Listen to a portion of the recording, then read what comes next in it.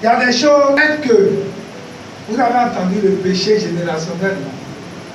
Ou bien bon, peut-être le mot générationnel qui est changé.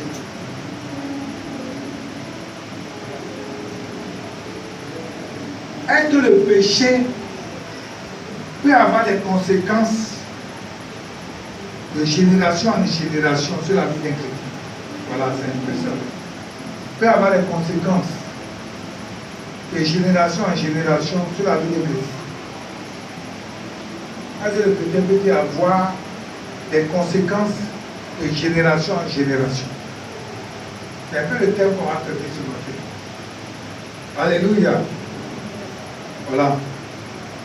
Ou bien, le péché générationnel est-il possible dans la vie d'un chrétien? Voilà. Est-ce que le péché peut-il avoir des conséquences de génération en génération? C'est ça qu'on va essayer de voir aujourd'hui. Parce que vous voyez, en fait, vous voyez le manque d'enseignement, ça nous crée souvent des problèmes. Souvent, quand tu vas lire les psaumes de David, David va te dire des choses. Il a été conçu dans le péché, ma mère m'a conçu dans le péché. Vous voyez souvent les chrétiens, on prend ça pour prière. Oui, moi-même je suis né dans le péché, je suis un pauvre petit pécheur, PPP. Oui, Seigneur. Un chrétien qui va dire les pauvres petits pécheurs.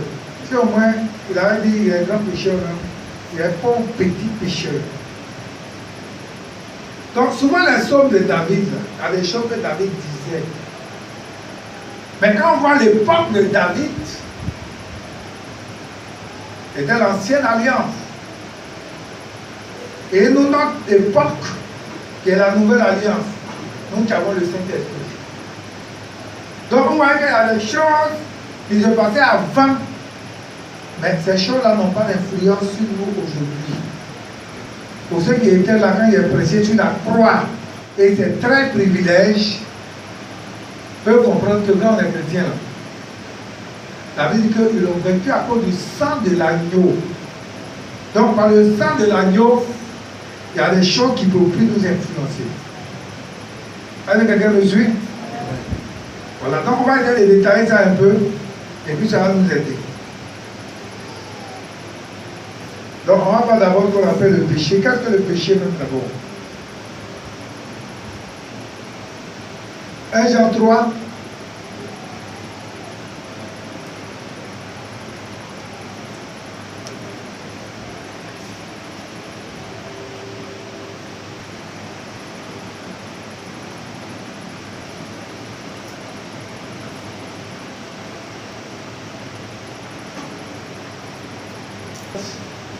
Il dit ceci, quiconque pêche transgresse la loi, et le péché est la transgression de la loi. On veut d'asseoir. Quiconque pêche transgresse la loi, et le péché est la transgression de la loi. Alléluia. Donc 1 Jean 3 dit, celui qui pêche, quiconque pêche transgresse la loi. Quiconque pêche transgresse la loi. Et le péché est la transgression de la loi. Donc, péché, c'est transgresser la loi. Alléluia. Donc, le péché, on peut définir ça comme c'est toute désobéissance à la volonté révélée de Dieu. Donc, tant qu'il n'y a pas la loi, il n'y a pas de péché. La loi, la Bible dit que la loi était comme un pédagogue. C'est au travers de la loi qui dit que non, j'ai fait ça, j'ai fait ça, j'ai fait ça. Donc le péché était toute désobéissance à la volonté révélée de Dieu. Donc toute désobéissance à la volonté révélée de Dieu. On va voir deux types de péchés. Les fautes d'omission. On dit les péchés, c'est pas comme vous voyez nos frères de l'autre côté savoir. Oui, les péchés, ils ont fait quoi? Ils ont leur récitation là, ils récitent. Ils vont devant Marie, ils disent non, ils ont fait omission, péché, quoi. Hein? C'est mortel, péché péniel. Est-ce qu'on va venir prendre sa femme et ses enfants pour aller les mettre en prison? Hein? On ne va pas les mettre en prison, on ne va pas leur imputer le péché. Mais ce qu'ils vont subir, c'est quoi? C'est les conséquences. Parce que s'il est PDG et qu'il a fait un détournement, et puis on le prend, on le met en prison. Vous allez voir que si sa femme avait un véhicule, elle n'aura plus les mêmes avantages. Elle partait au marché en voiture, elle ne peut plus aller au marché en voiture. Si les enfants vont à l'école en voiture, les enfants ne peuvent plus aller à l'école en voiture. Est-ce que vous voyez? Donc, ça veut dire que c'est pas le péché que les enfants vont payer ou bien la femme va payer. Mais c'est les conséquences. Les conséquences là, ça va agir sur la famille. C'est comme quand David a commis son péché, on ne peut pas imputer le péché aux enfants, mais il y a des conséquences que les enfants ont connues. Est-ce que quelqu'un me suit? C'est très important. C'est pas la Bible est claire sur ces choses-là. Vous voyez, on va lire. C'est le partage, il faut le tenir. Hein. Souvent, il y a des débats là. Et puis tu prends ça et puis toi tu justifies. On va dans Ézéchiel 18.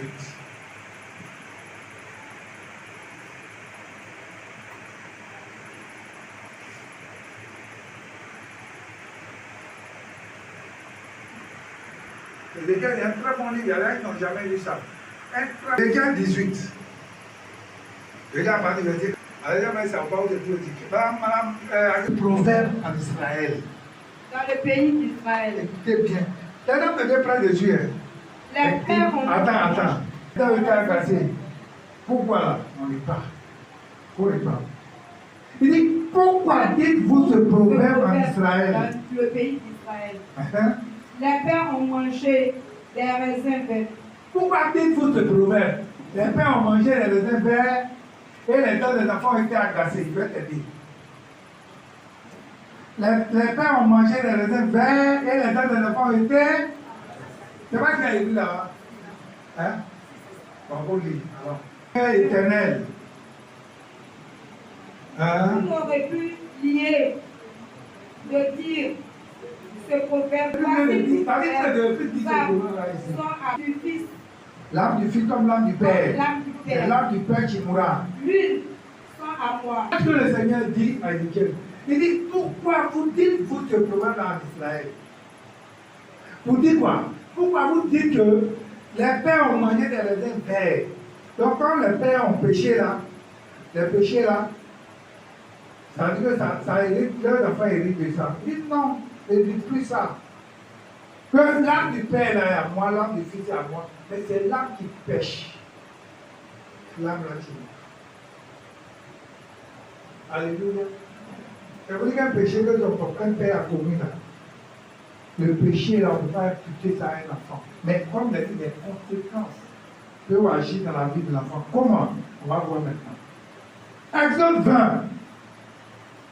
Il y a un théologien maintenant, c'est une ici, là, quand vous prenez au début, le Seigneur dit, je suis l'Éternel ton Dieu qui te fait sortir du pays d'Égypte, de la maison de servitude. Il n'y en a pas d'autre Dieu devant ma face. Il ne fera pas du mal taillé, ni des choses qui sont en haut, dans le ciel, sur la terre, dans les eaux, qui battent la terre. Tout ça.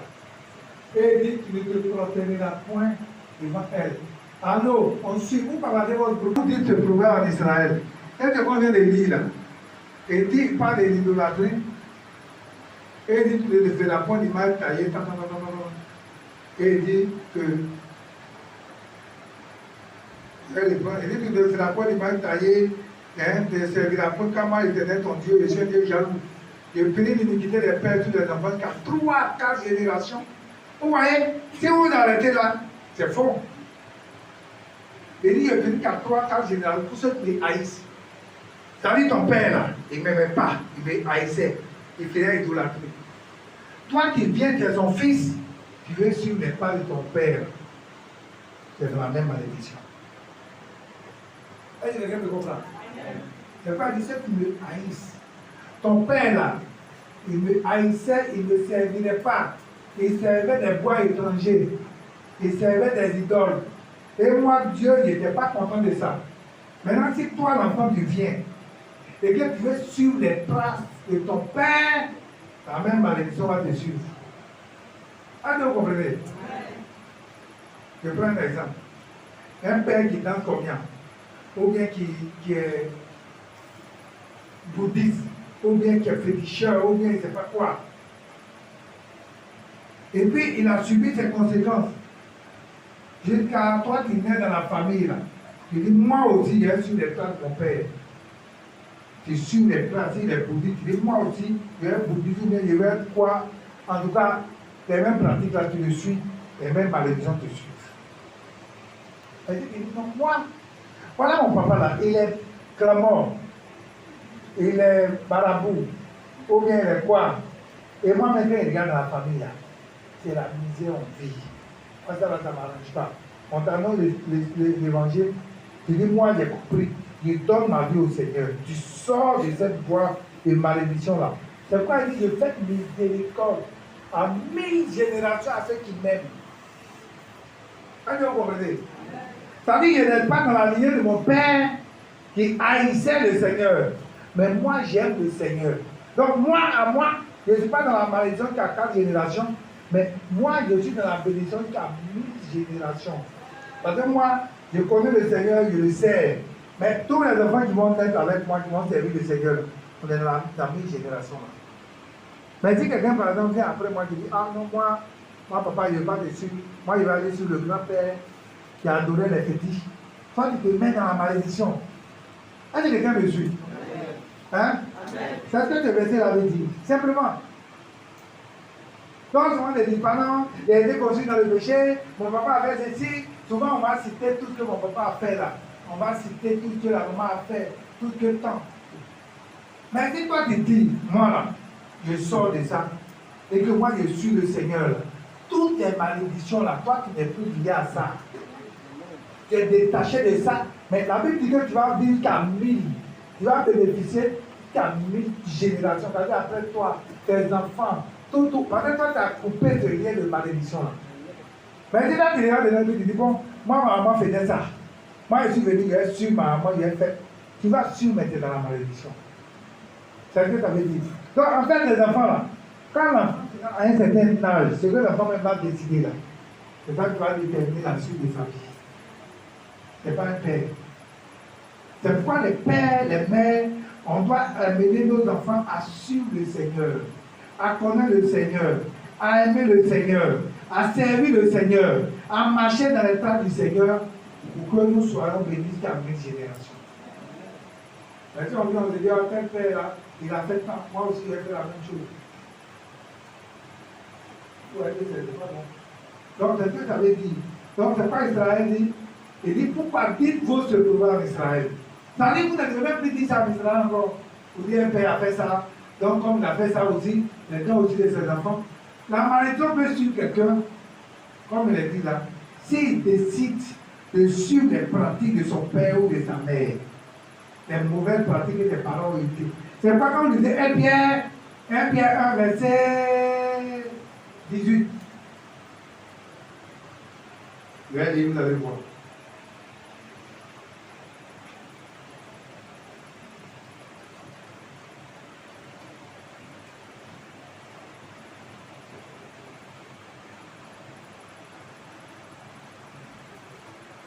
Moi, quand il y avait pour délivrer quelqu'un, une dame qui elle a fait répéter, elle n'est plus ici. Moi, on est venu me dire qu'elle est en train de tout. Ah, Jésus. Sachez que ce n'est pas par les choses périssables, par de l'argent ou de l'or, que vous avez été rachetés, de la vaine manière de vivre de vos pères, de la même manière de vivre que vous avez hérité de vos pères. C'est ce que vous avez dit. Donc, la vaine manière que vous avez hérité de vos pères. La vaine manière que vous avez hérité de vos pères. La manière où papa vivait avant dans l'idolâtrie. Quand papa n'avait combien? Il faisait fétiche. Il faisait quoi là? C'est ce qu'on appelle la vaine manière de vivre. Que vous avez hérité de votre père. C'est pas ça. C'est pas par des choses périssables. C'est-à-dire avec l'argent, avec l'or, qu'on vous a libéré de ça. Mais ça a quoi vous a libéré de ça? Ce n'est pas par les choses périssables. Verset 19. Donc il dit que ce n'est pas par les choses périssables, l'or, l'argent, que vous avez été délivrés de la telle manière de vivre de vos pères. Mais verset 19. Mais par le sang précieux de Christ, comme d'un agneau sans tache, sans défaut et sans tâche. Donc, vous comprenez, quand on dit la même manière de vivre, là, ça tombe par exemple, on va prendre pour l'homme avec l'origine. Et puis, pour les là, on va mettre c'est bon. C'est ça qu'on appelle la belle manière de vivre. On a hérité de nos pères. Nos parents faisaient ça. Maintenant, on dit la belle manière que nous avons hérité de nos pères. Ça veut dire que nos pères, est-ce que nos parents faisaient une belle manière? Ce n'était fondé sur rien. Donc, le Seigneur dit, il nous a fait ça. Mais nous avons été rachetés par le sang d'un agneau sans tache. Et on va faire la célébration dans quelques jours, la Pâque. Donc, c'est par le sang d'un agneau sans tache là que nous avons été rachetés. De la même manière. Quand je leur ai dit, quand on te dit de donner quelque chose qui parle plus fort que l'or, c'est le sang de Jésus. Il n'y a pas autre chose que ça. Est-ce que quelqu'un me comprend? C'est pas si tu ne sais pas, les gens vont venir dans ta maison pour t'escroquer. On va venir pour te dire. Mais nous là, nous, quand on dit la vérité aux gens, ça là, les gens allaient lui donner ce qui parle plus fort que l'or. Je ne viens pas lui donner l'argent, hein. Mais après la paix régulière, vous pouvez donner. Vous voyez, c'est pourquoi les gens vous maudissent. Quand vous voyez quelqu'un qui vient et puis maudit quelqu'un et puis dans un accident, c'est pas que les gens ne sont pas contents. Mais moi, je veux dire, faire la délivrance par la parole. Il a pris, il a lu ces deux versets là. Et puis il a pris Galate. J'ai dit, mon prendre Galate. Galate 2, verset 20. Prenez Galate 2, verset 20. Ceux qui n'ont pas de Bible là. J'ai été crucifié avec Christ. Et si je vis, ce n'est plus moi qui vis. C'est Christ qui vit en moi. Si je vis maintenant dans la chair. Non, pas le verset 20. T'as vu le jour où on crucifié avec Christ là? Il était là, on m'a pris, on m'a crucifié avec Christ. C'est Paul qui écrit ça. C'est pas Paul qui a donné ses révélations pour aller le baptême. Le baptême, quand on prend quelqu'un dans l'eau là, c'est comme si on a été crucifié avec Christ. C'est quoi le baptême? Ça se fait par immersion. On te plonge entièrement dans l'eau. On ne prend pas l'eau, on vient mettre sur ta tête des bébés. Ceux qui baptisent les bébés, là, soyez délivrés au nom de Jésus. C'est pourquoi il y a deux sacrements. Qui veut réciter les deux sacrements? En immersion devant Dieu, devant les hommes, devant les anges. Donc, de la même manière, il dit qu'on ne peut pas éviter d'un péché. Le baptême, là, on prend la résolution. Donc, quand il prend un enfant que tu as mis sur ta tête, ça veut dire qu'il a baptisé. C'est pas que tu as envie de boire. Donc, il faut boire ta boisson, laisse l'enfant la tranquille. Quand on dit non, on a baptisé, et vraiment, c'est baptême de temps. On va manger, on va boire. Mais l'enfant, il ne sait même pas ce qui se passe. Toi-même, l'enfant, il est bébé dans la main des gens, il est baptisé. Mais il ne sait même pas, l'enfant qui est là, il peut grandir et puis il dit, moi, c'est comme la prédication. Moi là, il fait l'autre fois. Tu vois, il dit, quand il a baptisé, il était venu. Donc, il faut le laisser quand il va grandir là. Il va prendre dans les yeux. Il n'a pas de voix. Si l'enfant est à la maison, on lui apprend à faire la méditation, on lui apprend à prier, on lui apprend à aller à l'église. C'est pas tant qu'il n'aime pas aller à l'église. Quand tu es assis à la maison et qu'il regarde la télévision, un tel enfant, quand demain il est seul, il dit moi-même dimanche, ma maman dit on regarde la télévision. Il y a un film qui passe le dimanche, on regardait. Donc un tel enfant va pas aller à l'église. Il a hérité ça de toi. Mais si tu apprends l'enfant à aller à l'église, l'enfant n'a qu'à te résoudre de pas seul. Il dit non, moi quand j'étais avec mes parents là, tous les premiers dimanches on faisait dans la nature. Donc l'enfant, il va rester dans cette logique-là pour que Dieu le bénisse. Vous allez voir qu'il va chercher une femme de quelque part où chaque premier dimanche il va payer du riz à aller donner à cette femme. C'est quelque chose qu'il a appris tout petit ici. Mais si tu as appris l'avarice héréditaire à ton enfant, l'enfant sera plus à part que toi. Et la famille, vous serez tous les preuves dedans. Sois délivré au nom de Jésus. Amen. Donc, c'est pas les gens pour apprendre l'enfant quand il est tout petit. Il faut apprendre l'enfant à donner. S'il a un petit but, voilà, ça tombe bien. Monsieur, comme on est dans actuellement. Isaac voulait faire pour l'an de Dieu. Dieu dit, hé, il ne va pas. Il faut attendre. Il faut s'aimer. Sème là où tu es là. Ça veut dire Isaac a sémé, il a répondu aux enfants. Ça veut dire actuellement où on est là. Si toi tu es pour dire, depuis je parle, les femmes n'ont qu'à faire une entreprise. Si c'est un magasin d'igname, si c'est quoi, faites quelque chose, vous allez faire. Depuis je suis. Colossiens 550. Romains 8, verset 1 dit quoi? Il n'y a plus de condamnation pour ceux qui sont en Jésus. Donc, un autre frère a dit, si tu sors de la malédiction, toi tu bénéficies de la nouvelle génération.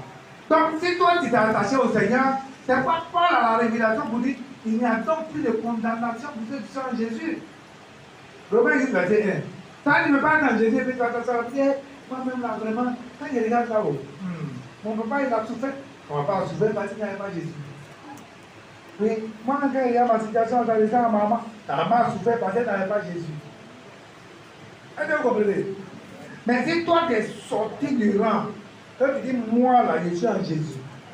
Le sang de Jésus a coulé pour moi. Tu ne peux pas dire non, ta situation a fatigué ma maman, ça va me fatiguer. Non. Si tu avais une maladie qui fatigue la famille, et puis tu vois des signes dans ta vie qui te lèvent une nuit, tu dis non. Toi, démon de temps. J'ai vu tes manifestations dans ma famille. Et je vois que tu veux agir dans ma vie. Et je suis en train de te dire, où bien les oreilles. Au lieu que moi là, je suis en Jésus. Ma vie est cachée en Christ. Si Colossiens 3 dit, nous sommes morts, notre vie est cachée en Dieu, en Christ, et Christ en Dieu. Non, notre vie est cachée en Dieu, et Dieu en Christ. C'est ça, non? Notre vie est cachée en Christ, pardon. Notre vie est cachée en Christ, et Christ en Dieu. Voilà. Donc, moi là, je suis en Christ. Donc, tu as dit, toi, démon de temps, je ne veux plus te voir dans ma vie. Je ne veux plus te voir. Si tu parles de façon sérieuse, de façon sincère, tu dois payer un mandat, tu vas demander à Ibaï, tu vas demander à quelqu'un, dis-moi là, ça va. Dis-moi à faire du vent. Ou bien tu vas demander à faire du vent, tu vas aller pisser, ou bien tu vas faire diarrhée, tu vas faire quoi? C'est ça qu'on appelle le taux de délivrance. Maintenant, quand tu vas voir les situations, puis tu vas te contenter de ça. Tu dis, même la famille là, même on est pauvre. Non, moi-même, c'est pauvre, c'est normal. C'est le garçon comme ça. Alléluia. La famille était pauvre. Parce que la famille n'avait pas Jésus. Et toi qui as Jésus, la situation devient prospère. Donc, tu es d'accord pour confesser ce que les gens ont vécu avant, tu n'as rien compris. Toi qui es dans la famille avant, on ne dépassait pas tel âge. Moi, ma maman, on avait l'enterré là. Ma maman avait plus de 100 ans. Il dit, toi, je ne veux plus de toi. Il va partir. S'il y a une situation qui débrouillait dans la famille, la maison, on a pris un nom à des vieilles femmes sorcières qui étaient terribles. Ça aussi, c'est la méconnaissance des parents.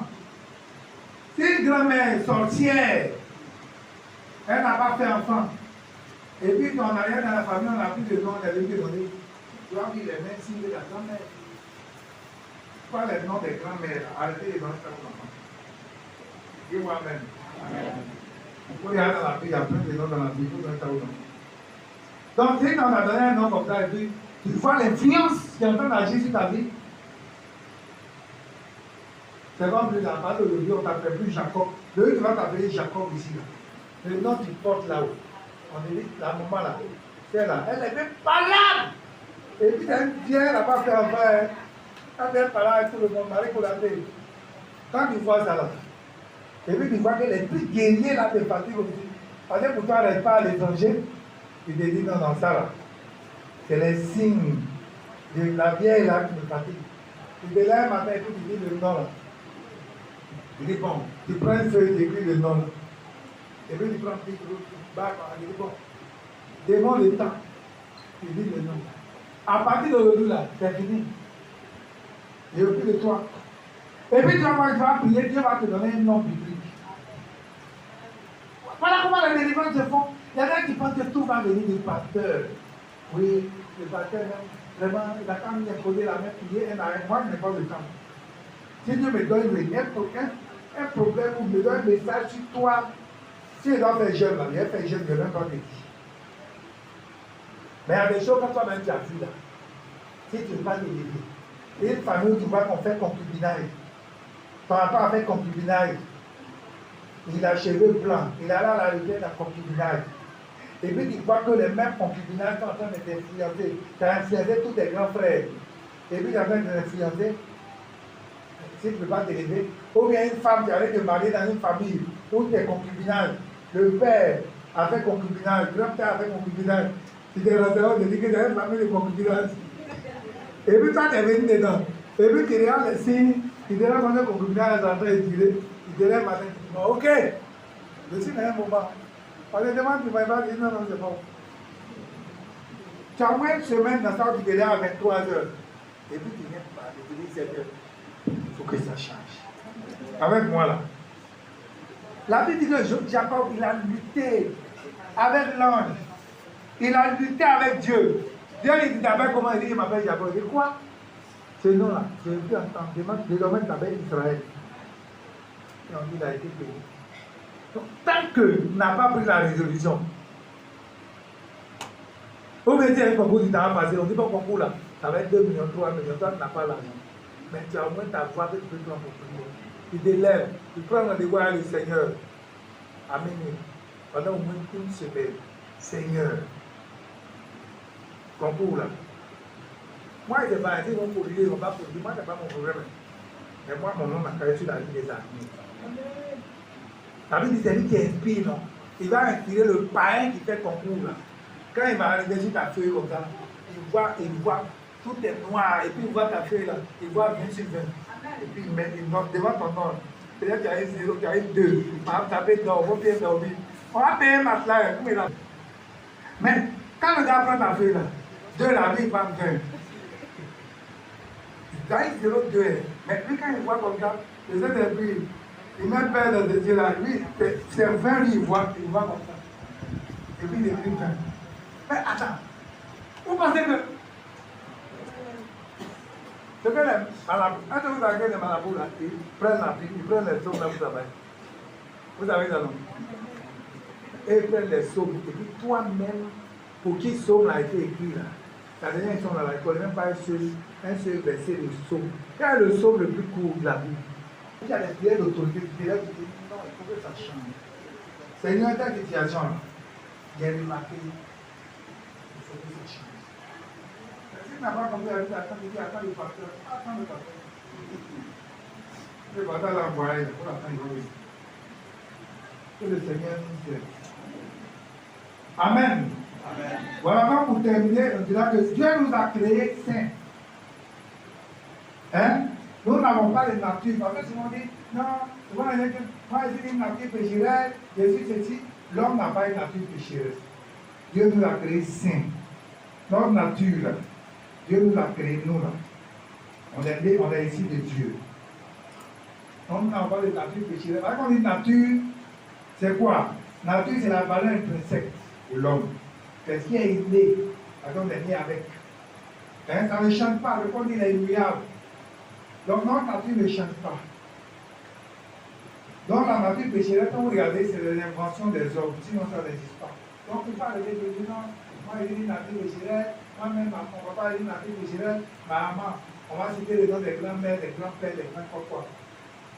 Toute la famille peut souffrir et puis à partir de toi, ça change.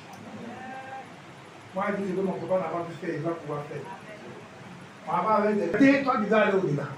Si on n'a pas construit une maison, il faut te dire, moi, je vais construire 3, 4. Il faut que mes enfants viennent construire plus après moi. Voilà comment ça se passe. Mais si on n'a pas compris ça, on va s'asseoir là et dire, moi, je regarde la famille là même, qui a construit une maison? Personne n'a construit une maison. Donc, si elle ne veut pas construire une maison, c'est normal. C'est détruit au nom de Jésus. Il ne faut pas dire des paroles comme ça. Il faut dire, là où ils sont arrêtés, là, quand ils regardent, là où mes parents sont arrêtés. Mais moi, le Seigneur est en mes limites. Donc, si mes parents là, c'est vrai qu'un enfant là, nous, aujourd'hui, on va faire beaucoup d'enfants, comme avant. Une enfant, on va dire qu'il fait beaucoup d'enfants. Il parle, il dit, mon papa avait 10 enfants, moi, il va avoir 30. Tu vas voir. Actuellement, là, la vie est chère. Ah, il veut pas avoir 30. Il faut pouvoir les nourrir. Alléluia. Voilà un peu. Être imputé, on ne peut pas imputer le péché d'un père, mais on peut vivre des conséquences. On a vu le cas de David, sur ses enfants, Salomon, tout ça, là, ils ont vécu des conséquences. Tu vois, du péché. Abraham est allé en Égypte. Dieu lui dit, il n'est pas parti. Abraham est entraîné, il est parti en Égypte. Il est allé, on lui a donné Agar. Voilà maintenant Agar, il a eu Ismaël. Vas-y, par là maintenant la famille d'Abraham. Tu vois, donc on dit les conséquences. Donc il y a des conséquences. Mais le péché ne peut pas être imputé à un enfant parce qu'on ne va pas faire ceci, on ne va pas faire cela. Que le Seigneur nous aide.